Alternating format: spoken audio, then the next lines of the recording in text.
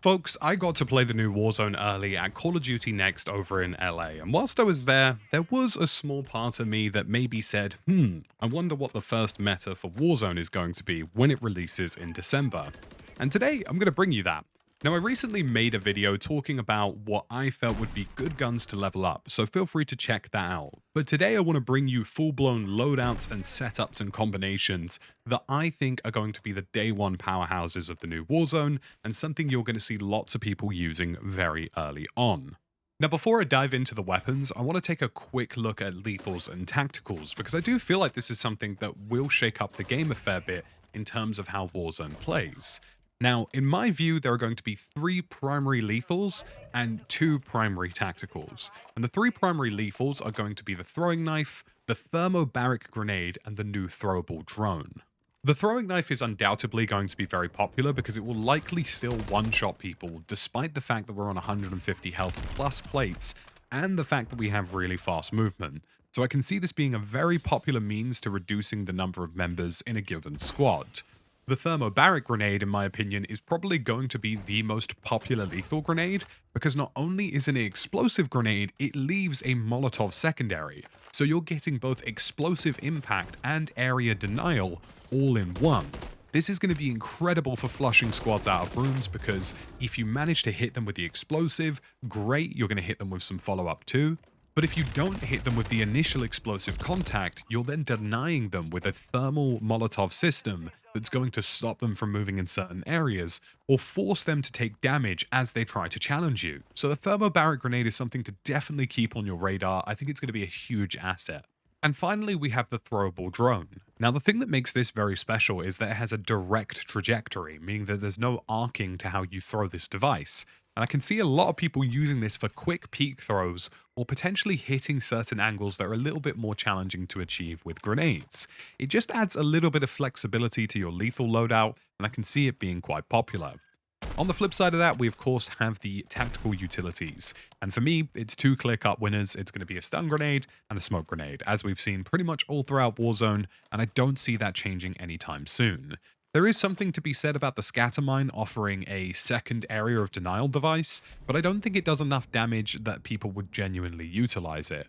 Now, the first loadout I see being incredibly successful on day one of Warzone is the 7.62 Pulmiet, or the PKP as I think it should be called in the game, and I think this is going to be massively popular on day one, especially when combined with a Rival 9 SMG. So you're going to have a high rate of fire, fast movement SMG, and a heavy hitting light machine gun, which isn't too slow.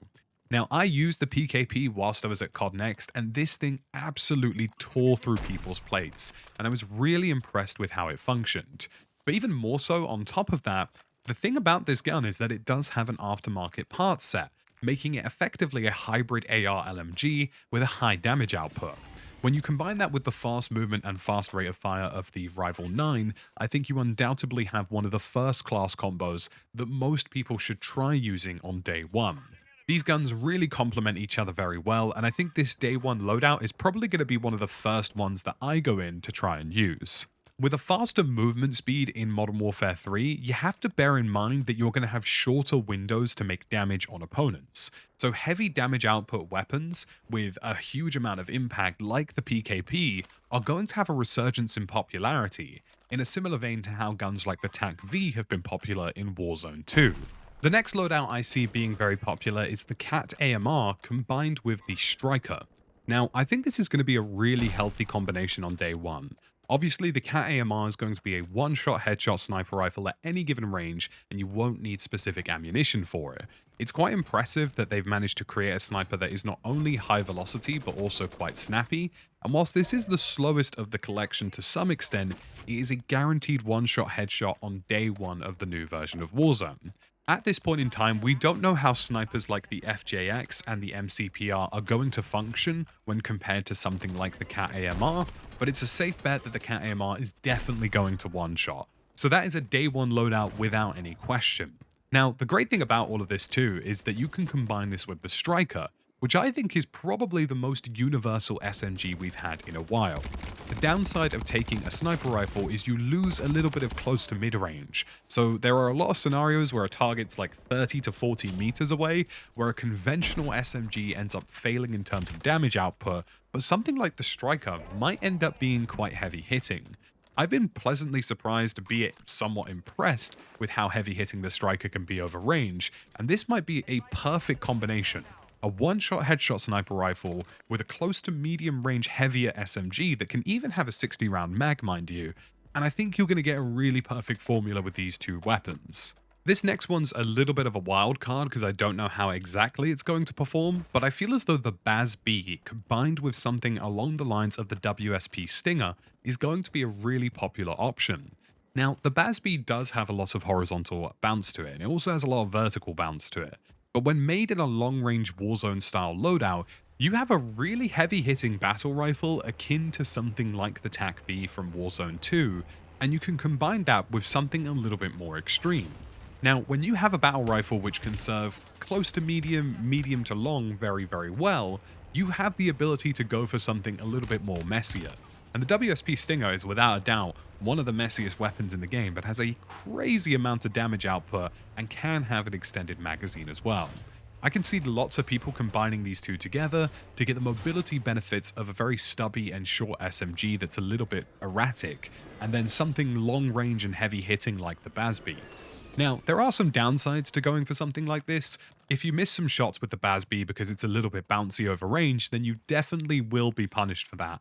And likewise with the WSP Stinger, if you manage to mag dump into one or two opponents and miss a couple of shots there, you may also be punished. But I consider this a high risk, high reward potential loadout. If you manage to nail those shots and you use your ammo sparingly on the Stinger, I feel like you'd have a really lethal combination. But if you manage to mess some of those up and you don't play towards its strengths, you're definitely going to be going in on the back foot in Warzone. I think this is kind of my sort of spicier, more unpredictable loadout that I'm really interested in trying in Warzone. It's either going to be one of the best loadouts in the game or it is going to absolutely be terrible, and there will be no in between. But I think it's worth giving a go. There naturally will be some sort of low recoil long range assault rifle, which will probably be a toss up between the Holger or the MCW. But I really don't think these will be the weapons that define the new Warzone, because normally something that's universally quite good is always going to have drawbacks, and I can see the MCW being a fairly low damage output weapon over range. Overall, I think these are some really solid options to take a look at when you go into the new Warzone, and I would highly recommend having a save on some of these loadouts, because I think they're going to be really solid options, and having some decent things to go into with day one that on paper offer you a bit of versatility is always a bonus. That's about it for this video today, folks. Thank you very much for joining me today, and I hope you enjoyed it. Make sure to drop a like, drop a sub, and I'll catch you again in the next video.